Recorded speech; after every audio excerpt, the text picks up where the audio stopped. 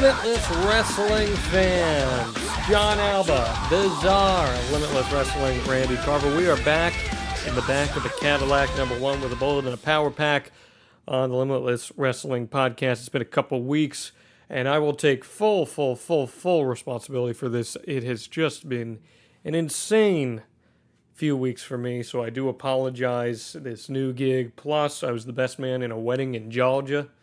I do declare. So that took up some time from me. Who's your favorite pro wrestler from Georgia?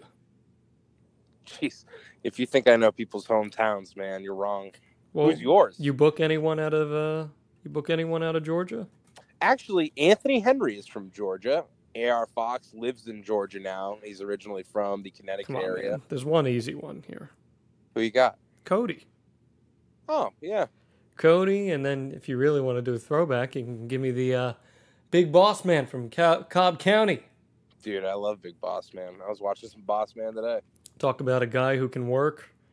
Dude, I saw someone tweet today. They're like, what if Boss Man was alive in that WrestleMania weekend? Oh, my God. Dude. If Boss Man were alive today, give me him and PCO. Yeah, I'd drop a significant sum to have Big Boss Man in Limitless. Two horses just going at it, taking far too long. He's taking at like 42, 43 years old. Not fair, man. Not fair. He died about 15 years ago, too, which is just That's crazy. But back in his heyday, a lot of people probably my age or your age remember the 2001 Big Boss Man. Yeah. As opposed to the 1980s Big Boss Man. That guy was a main eventer. Yeah, and that was me for a long time because obviously, I didn't hate him, but he wasn't. Nothing stood out. Nothing stood out about him. And I mean, that's, late Attitude Era run. Everyone knows how it was. And then, only a couple of years ago, I think it was, where I really dove into Big Boss Man. I think Johnny Torres sent me a bunch of, older Boss Man stuff, and he's just incredible. You can see...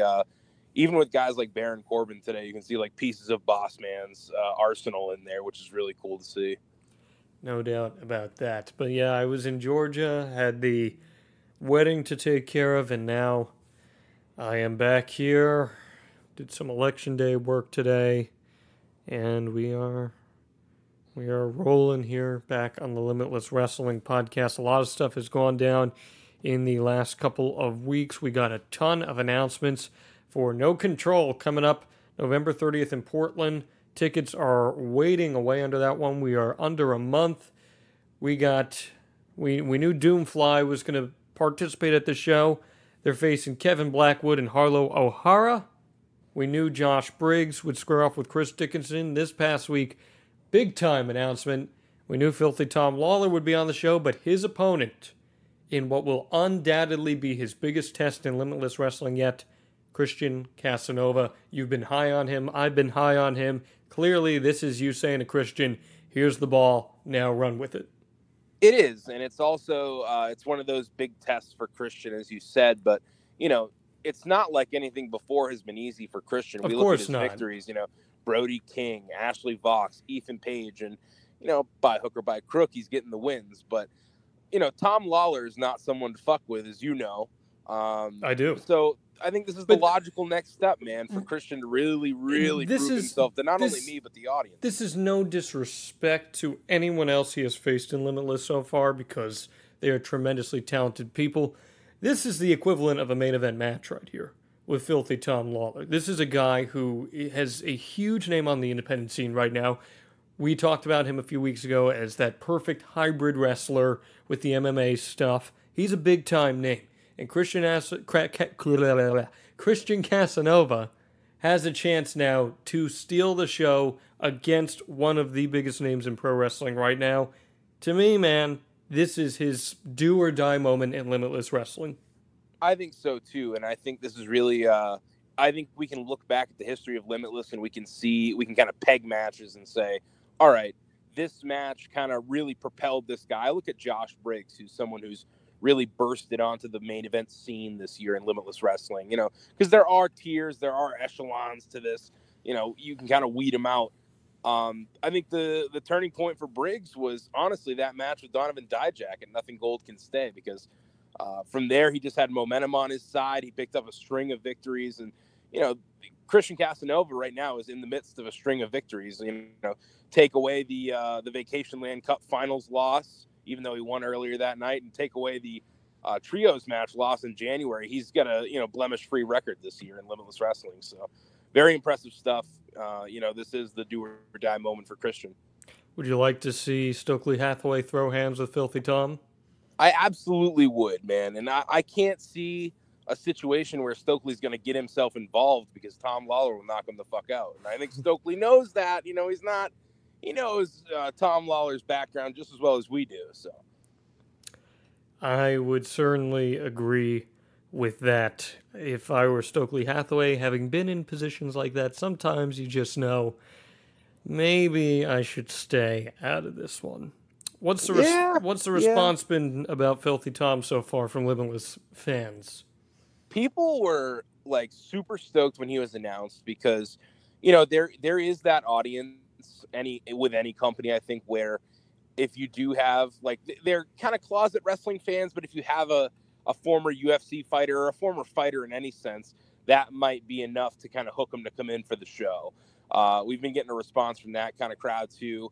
I think a lot of people, we also, like, a lot of local people who used to come to the Orono shows, like, who just knew Tom Lawler from UFC and didn't know that he was an independent wrestler, like, lost their shit. So it's been a real cool reception for Tom Lawler. Not only that, but when we announced him and Christian, it was amazing. Like, people were stunned that that's the match that we went with. And that's always really awesome to see that the cards are still fresh, still unpredictable. And I think it's just a match everybody is excited for. I want to go a little more into this tag team match. Doomfly versus Kevin Blackwood and Harlow O'Hara. She's back. She's been making a name for herself. She fought on that show that we talked about ahead of Evolution. Harlow's here to stay in Limitless. What are you expecting out of her with Kevin Blackwood here?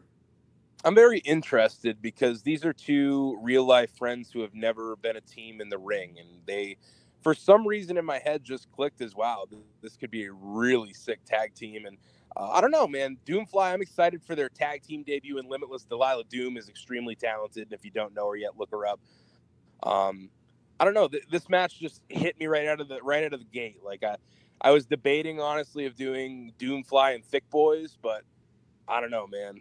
I just couldn't turn down doing this one. I think Kevin Blackwood and Harlow could be a fantastic team, so I'm super stoked for this. I am too. I can't wait to see this match. I'm really looking forward to it when I get a chance to catch up on all of these shows. We've talked a lot about Briggs and Dickinson too. We know Ace Romero's on the show. Ashley Vox's Penelope Ford was recently announced as well. Anthony Green, Brody King, Marco Stunt, LAX, MJF, JT Dunn, Chris Statlander, a stacked show in Portland. You want to give us some teases here as to any other matches we might see?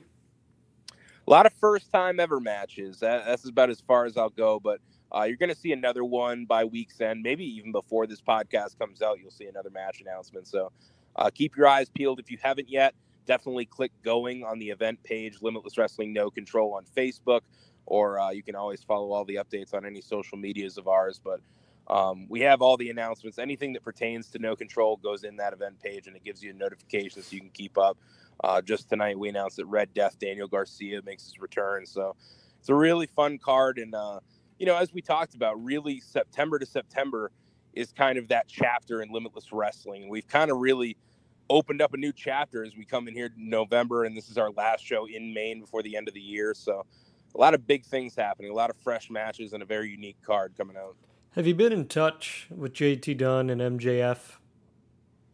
Yeah, I mean, they've been saying it all along, whether it's Facebook or Twitter, that they're, two of the best wrestlers in the nation coming together to take over Limitless Wrestling. And, they want some of the best wrestlers in the world. And I think we have some of the best wrestlers in the world right here on the Limitless roster. So I honestly think they can kind of walk into the locker room and really take it up with people if they want to figure out two guys they want to fight. So what has the reaction been like in the locker room? I think a lot of surprise, because there was, a legitimately a lot of people who did not think that Maxwell was coming back. So I think once that initial shock kind of wore off, they realized that, hey, these two guys are, regardless if JT Dunn lost or not, momentum wise, these guys are on top of Limitless Wrestling right now. So, why wouldn't we want to be in the ring with these guys? It's a valid point, but there's got to be some animosity. Of course. I mean, you watch the end of that show, and regardless of animosity too, it's the target's just enlarged on their backs. Really, Max didn't have a target on his back at all because he hasn't been here since March. But JT Dunn, who seemingly was always a guy who got along with everybody out back. The targets have definitely enlarged because regardless of what happened, again, they sit on top of that mountain now, so everybody's climbing to get to the top. What kind of message are you hoping to send here as the year wraps up for Limitless? It's just really a new era of Limitless Wrestling. So I don't know what message we're trying to send. I think we're really trying to feel out, what is Limitless Wrestling going to be like in 2019? Because already right now, this roster, this card, everything moving forward has a whole new feel to it after what happened in September. So I think we're really trying to find our own identity as we go into 2019 with, quite a roster. Honestly, I think, we're going to look back at the roster that encompasses late 2018, early 2019 Limitless in a couple of years. And we're going to say, wow, half of that roster or 3/4 of that roster is doing quite well for themselves right now. So it's just, man, I think we've got some of the best in the world, honestly, wrestling and Limitless Wrestling. And I'm so excited to see where we go and where they go by the end of next year. You're going to be going to Connecticut December 1st, right after this show. That's true, man. I'm going to be so fucking tired. You are going to be tired. But at least you'll get a little help with this show. Not all on you. But there are turf wars here. Limitless Wrestling versus Blitzkrieg Pro. December 1st in Enfield, Connecticut. Front row completely sold out. Second row just about sold out. So again, we got 6 Limitless versus Blitzkrieg matches that are made up of people selected to either team. And the winners of the 6 matches go on to a elimination-style tag main event. We got Jeff Cannonball versus PCO. Then, so far we know here, Limitless represented by Anthony Green, the Mainstay Posse, John Silver, Chris Statlander, Doomfly, Harlow O'Hara, Kevin Blackwood, and Blitzkrieg, The Battery, Jeremy Leary, Skyler, Mark Sterling, Massage Force, CPA, Scott Wilde, and DJZ. And we also know Matt Stryker, Nunzio, and Top Shelf Troy Nelson are going to be here. So, this show, how have things been evolving in the past few weeks that we haven't been chatting, and what are you expecting? One thing, first of all, Max Smashmaster is going to give you so much shit for calling the Battery Battery. Oh man, dude, I am so sorry. I worked today. Let me tell you something. Sidebar to all of our listeners. So I traveled for this past week, and then I got in. My flight from Atlanta to Orlando should have been like an hour, and I was flying out at 10:20. It got delayed 2 hours, and by the time we got on the plane, there was no air conditioning on this plane. That was 160 people on it for an hour and a half flight.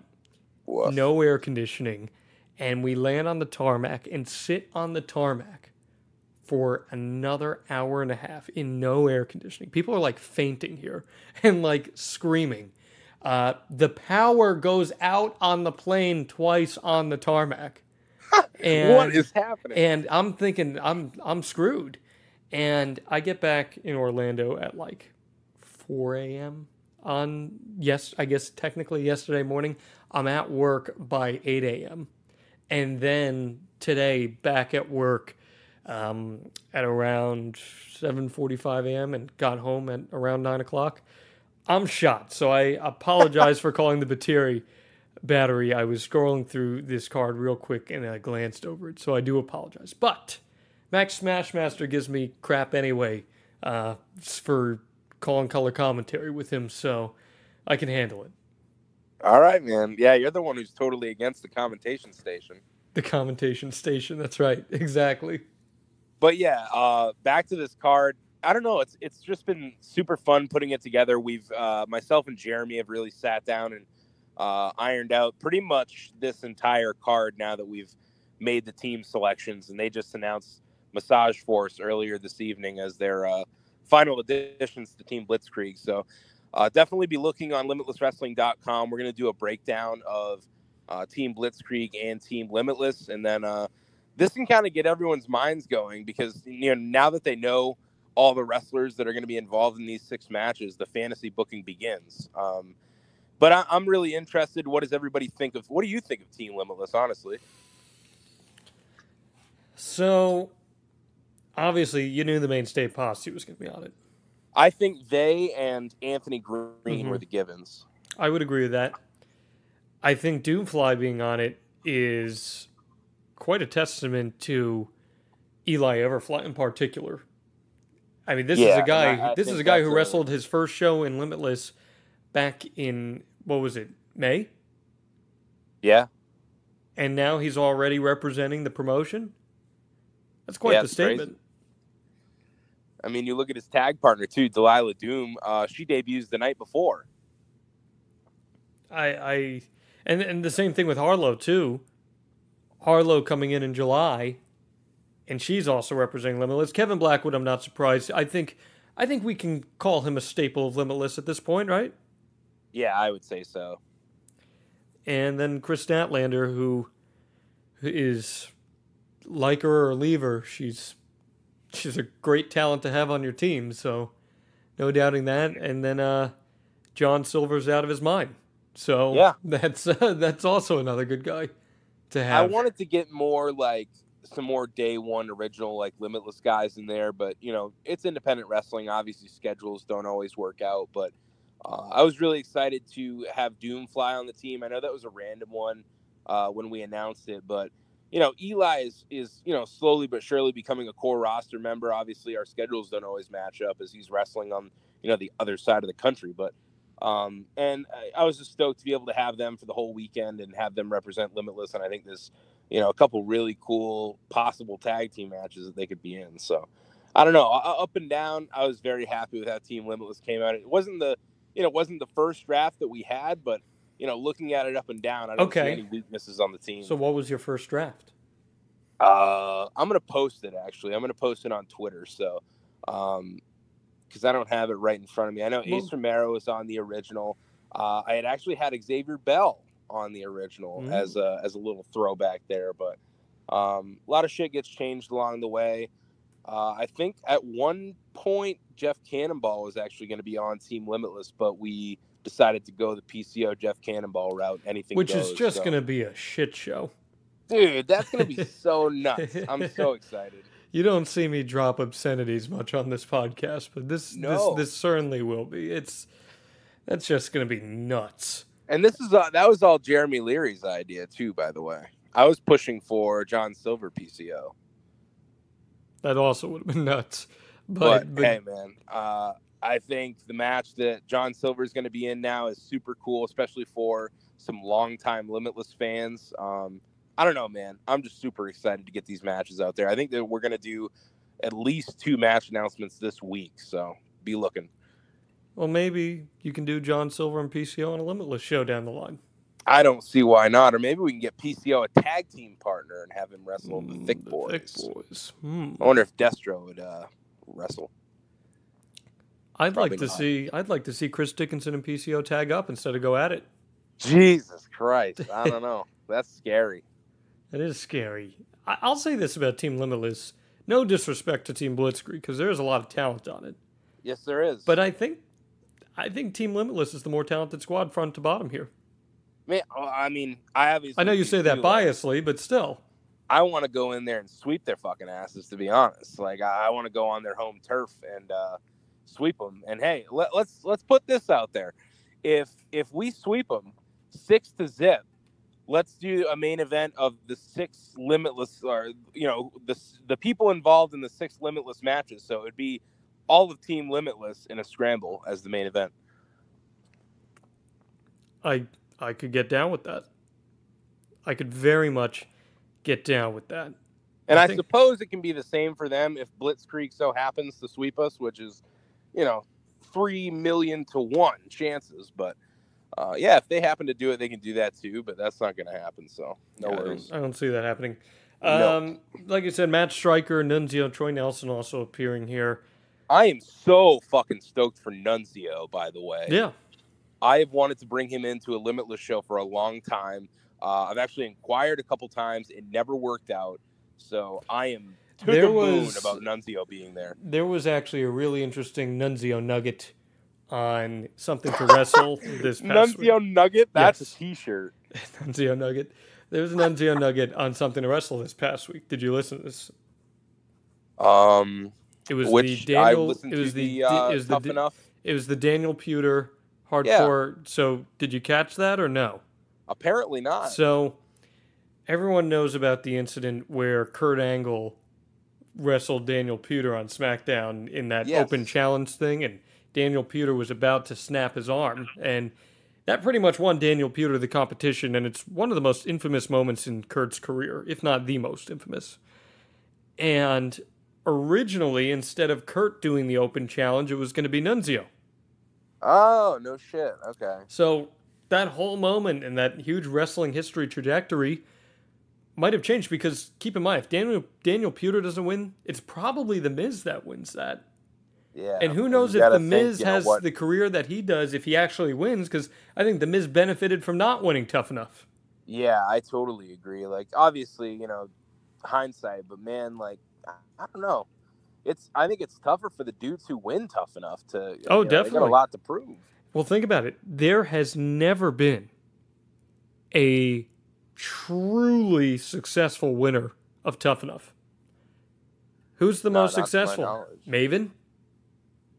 Maven had a good little run. He had a good little run, but not, a hardcore champion, but never won anything of major substance. He had the great moment with The Undertaker, obviously. You got more out of him than you probably thought. But, my point here being that there were no major stars that came out of winning Tough Enough, but out of the competition, there were several. The Miz, right now you got Mandy Rose and Sonya Deville on the WWE main roster. You had Velveteen Dream. You had John Morrison, or Johnny Impact, whatever you want to call him on this hot moment. The Miz, Ryback. So much talent that came out of not winning Tough Enough. That's wild. And I actually didn't know until like this week that Sonya Deville was in that last Tough Enough. Yep. That's pretty cool. Sonya Deville and Mandy Rose both were. Yep. And it's funny how that works, man. It truly is. And Velveteen Dream too. It's Velveteen Dream probably doesn't become the Velveteen Dream if he wins Tough Enough. So yeah, it's pretty remarkable how that stuff works out when all is said and done. Let's continue here through this little Blitzkrieg show. What are you hoping? What kind of statement do you hope Limitless can send here? The obvious coolest thing about this is that we get to, come to Enfield, Connecticut. We get to work with Blitzkrieg Pro. I'm very close with Jeremy. And, we get to show what we do to a new fan base, because there are going to be more Limitless Wrestling roster members at this show, by the way. Not just the ones who were picked for the little Limitless versus Blitzkrieg series. We're doing a scramble. There's a tag team match with some other cool stuff happening too. So I think it's really cool that we can get our crew together, go to Enfield, and just really show off what we can do, because, I'm totally honest when I say I think we have one of the best wrestling products, independent wrestling products in the country, to be 100% honest, up and down. So anytime we can get in front of more eyes for more people to see that, the better. What about Matt Stryker also appearing on the show? Any good Matt Stryker stories? I bonded with Matt Stryker in one of my first out-of-state commentary appearances. I think it was for might have been Blitzkrieg's inaugural event. We were calling a couple matches together, and we were talking about Brian Dozier and different little baseball stats that we knew, and we just kept in touch for a little bit after that. Matt's always been good to me. What do you think of his run in pro wrestling? Because he's one of those unlikely stories too. Didn't necessarily make it as a wrestler, but has certainly made a career for himself. Yeah, I think it's been a really interesting run for him. I don't think one that really anyone expected, as you said. But I don't know, man. If you can make a living off this and be happy about it, you're fucking winning. And I think he's doing that, you know. And I think he's done a really great job, from what I understand, with Lucha Underground too. Plus, he's making a good living on the independent scene, as evidenced here. That show is coming up December 1st in Enfield, Connecticut. Hopefully some good weather that weekend. Fingers crossed there. Yeah, double cross. You'll definitely need that. You're going to get a full breakdown of these rosters on the new Limitless Wrestling website. What's going on there? We're just revamping everything. We've added like a big results section with links to matches that have been posted for free on youtube.com/Limitless Wrestling. So we're really just trying to add more content and add just more cool shit about Limitless Wrestling, because, you know, I always look back when I was a fan of local independent wrestling or anything really that I could get my hands on. I'd always be on different companies' websites, just surfing through, looking at cool shit. So, you know, I want people to be able to do that on our website. It's been neglected a little bit lately, but there's going to be a lot more stuff coming soon. I anxiously await the full launch of the new Limitless website. Maybe there will be some photo galleries with some Emmy Award-winning photos. That would be desirable. Do you want your own photo gallery, John? We have enough pictures. We do. The ones in the body bag are the best. I don't remember that. Oh. I did see some posts about some trading cards, too. Yes. As of right now, we've only got about 30 packs left on limitlesswrestling.com. You can go onto the shop section. There's a whole section now for trading cards.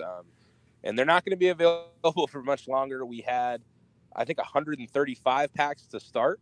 So they have gone quite quickly over the past day and a half. So if you want to get yours, definitely go grab them. This is going to be one of the last reprints of Series 1.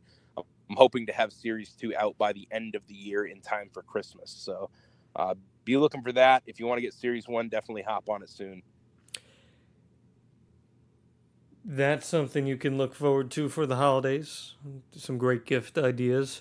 And if you want to give another Limitless gift, I assume that we've got a little giveaway for you on the podcast this week. Am I correct?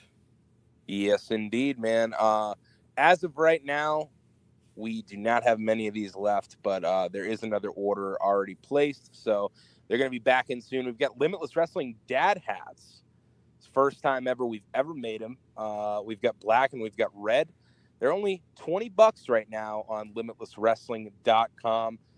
Definitely go there and grab yours before they're gone, because this is likely going to be the last time that we do any hats, not just dad hats, but snapbacks or anything. Probably the last time that we do these once those last orders come in for the rest of the year. So if you're looking to get them for maybe a Christmas gift, now would be the time to do it. Again, limitlesswrestling.com, under the hats section. The dad hats are going to be $20 this week. So definitely grab yours while you can. We've also got some new Limitless Wrestling snapbacks that are up there available now. Check those out, because, again, they're going to be gone very soon. The biggest news from the last few weeks, it was kind of kept under wraps for a bit. This goes back way longer than the past couple of weeks, though. The Limitless Wrestling School has opened. What happened here? How did this come about? It's pretty wild story, actually. You and I had talked about this, God, going back to maybe fall 2016. Exactly. Because we had purchased the ring in March of 2016, and the ring that we were actually storing it at the time at the American Legion in Orono, because that's where we'd run our shows every month and a half. So we'd have the ring stored there, but nearing the end of the year, I remember I was talking to you a little bit and Danny a little bit, and we're trying to game plan of, trying to find some kind of spot, whether it was a garage space or an actual unit, something to put the ring in, and maybe, open up some kind of small facility. And we'd actually, contacted a few people who owned some different buildings around the Bangor Brewer area, and we had nothing open up. There was one that had opened up and was going to be cleared out by, I want to say it was February of 17. But they ended up renewing their contract, so we did not have a chance at that unit. But out of nowhere, I get a call probably 3 weeks ago now, maybe a month ago. And it's the same landlord that I had talked to like a year and a half prior about that unit in Brewer. And I'm like, shit, like that's so random. You know, this guy kept my number. I had talked to him once before. And he said, hey, I've got a unit opening up November 1st. If you're still interested, I know we talked like a year and a half ago. I'm like, yeah, I'm absolutely interested. So I think it was only like a day or two later, I went and checked out the space. It's right off of I-395 in Brewer, kind of in the industrial park area. And it just fit perfect, man. It's not huge, but we really only need it to fit a wrestling ring. So we've got a little extra space on with that. And it literally fell into place within like a 2-week span. I got the call from the guy and went and checked it out a couple days later. And, a week later I was signing the contract and we were moving in last week. If I'm not mistaken, it's right next to the Brewer Athletic Club. I don't know for sure because I don't know where the athletic club is, but it's right off of South Main Street. Yeah, it's right off the I-95 entrance, yeah. right? And you got to take if you're coming off 95, you got to take a sharp left. Yes. Into it. Yes. So there's a nice little gym there too, folks, which has an MMA training facility. So if you want to sign up for that gym, get your workout on, then go get your pro wrestling reps or vice versa, it's a nice little combo deal you can get there too. Unofficially endorsed by Limitless Wrestling. But tell us some more details here. So this opened up. This is the ring that you'd see at Let's Wrestle shows, correct? Yes. Same ring as you'd see at Let's Wrestle shows. We've already had some spots fill up, which is crazy. Like we posted the picture the other night, and I think we had about 13 people, whether it was email or Facebook, hitting up about joining the school. So just some general info. We are holding classes as of right now. We're planning on Sunday night, Tuesday night, and Thursday nights with a morning in the week mixed in. The big thing that we're trying to do right now, because we don't have set classes with set times yet, is anyone who inquires with the school and is going to join the school, we're kind of figuring out everyone's schedules to see what's best for students and what's best for trainers so that we can, figure out how to get the most people the most training. So once we have a good idea of that, we're kind of winging it for the first couple weeks just to get everybody in the ring, get everybody acclimated and get a schedule together so that we can figure out where to go from there. So I would say by mid-November, we'd have a better idea of actual class times and, who's going to be there at what time for classes. But as of right now, if you are interested for anything, it's very affordable. We've tried to make this, not something that's going to break anyone's wallet so they can, just get their start if they're trying to get their start as a professional wrestler, referee, manager, whatever it be.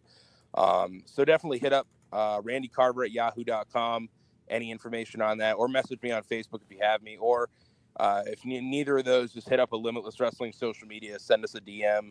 We'll have all the information for you. But we're trying to make it just, lenient with everybody's schedules. It's pretty tough because obviously, anyone getting into professional wrestling usually has a weird work schedule. What gave you the confidence to go ahead and put Mainstay Posse in here? It's not just them, because we've got a big rotation. Like Calvin Strange, who trained with Lance Storm, is going to be running a lot of our drills. But it's a collaboration effort with everybody. Obviously Alexander Lee and Aiden Agra, they're two of the more local guys who live, within that 15 to 20 minute, vicinity of the school. So they're going to be there the most often. But I've talked to, other wrestlers like Anthony Green, Ace Romero, Cameron Matthews, for any locals who may know him from years past. There's going to be a lot of different trainers coming in and out. And, obviously when we have Limitless shows and Let's Wrestle shows, there'll probably be a lot more training sessions within there, because I might bring a guy in a day early or someone might stay a day late, whichever it may be. Going to be a lot of different training sessions, a lot of different cool opportunities to train with new people, because I also think it's very beneficial for students, at least in my experience of watching training sessions. It's always beneficial to have more minds to pick when you're in a stage of really learning how everything goes. And I think people who attend the New England Pro Wrestling Academy can attest to that as well, as they have I want to say like 4 to 5 trainers on rotation all the time. So I think that'll be very beneficial for people. It gives them more people to talk to, more people to train with, and just more things to learn. I hate to sidebar here real quick, but we do have some breaking news as we tape this. Jose Lothario, who, of course, legendary professional wrestling trainer, perhaps best known, and not perhaps best known, is best known for having trained this guy you may have heard of named Shawn Michaels, has died at 83 years old. I saw that. That's a bummer. Yeah, and obviously just major bummer. They used Jose Lothario a lot in the 90s to help expand on that Shawn Michaels character, and it kind of fits in perfectly here with what we're talking about, the importance of a trainer. And I think when you talk about pro wrestling trainers, it's so funny because you get a lot of guys like take for example Stone Cold Steve Austin. Stone Cold Steve Austin was a ring general, knows everything you need to know about pro wrestling. But the thing about Stone Cold Steve Austin is he just kind of has that natural it factor that you either have or you don't have. And some of the best pro wrestling trainers are the guys who don't necessarily make it to the top of the card, but man, do they understand the little things so well, like a Jerry Lynn, like a Lance Storm, who trained Calvin Strange, of course. Those are the kind of guys, like Dr. Tom Pritchard, who really can make a name for themselves training. And you have a little bit of that factor going on over at the dungeon here of Limitless. Yeah, I would definitely agree. And you can look at even schools like Brian Fury's or Amazing Reds. Mm-hmm. You know, those guys had a ton of success on their own, but you know, nothing extremely monumental. And they're pumping out some of the best, you know, students and wrestlers in the country, in my opinion. So, yeah, I think it's going to be really cool, man. It's something that we've wanted to do for quite a long time. And obviously in this area, it's very tough to find something that can, you know, house a wrestling ring and actually works for what, you know, a wrestling school needs to be. So to be able to find that space, the timing is perfect. It really just worked out perfect. I would completely agree with that. It's got a chance to give some people in the central and northern Maine and eastern Maine area a great place to train. And I know these guys pretty well, and I know they're gonna give a lot of dedication to making this school the best that it can be. And I know some people who've signed up to train who are really excited about it. My boy Ethan finally is super excited to get going there, and so far it seems like everything's been going pretty well, huh? Yeah, definitely. And I don't know, it's just been cool to see the outreach that it's got already. As you said, a lot of people who have signed up are super excited, and I'm excited too, man. I'm excited to see where these guys go and just see what happens. We're here for a year, so if it goes good, hopefully longer. No doubt about that, Randy. Anything else on your mind right now as we continue to trudge through this March of November? Not a ton, man. Just that tickets are running out for both of our shows to close out the year. No Control has about 140 tickets left. Don't forget, it is in Portland, not in Westbrook, so the capacity lowers. So we're not going to be able to sell a ton of tickets at the door, I assume. I assume it's going to be pretty close to sold out. So if you want to guarantee that you have tickets, definitely grab those on limitlesswrestling.com/tickets. The next day, if you are making the trek with Team Limitless to Enfield, Connecticut, definitely grab your tickets as well. Front row, as you said, sold out. I think there's 9 tickets left for second row, and the rest of it is general admission. So grab those very quickly. Blitzkriegpro.net. Definitely not a weekend that you want to miss. I am super stoked for it. And also just want to put out there, be watching the YouTube page this week, youtube.com/limitlesswrestling. We're dropping a lot of cool things when we hit some big subscriber milestones. We're very close to 190,000 subscribers on youtube.com/limitlesswrestling, which is crazy. So once we get there, I said today, we're going to drop the crazy triple threat tag from May, which was the Workhorsemen, the Dream Team, and the Rascals. That match was insane. And then once we get to 200K, I think we're going to drop Ace Romero and AR Fox in the Fans in the Weapons match. When does the Best of Jon Alba DVD hit?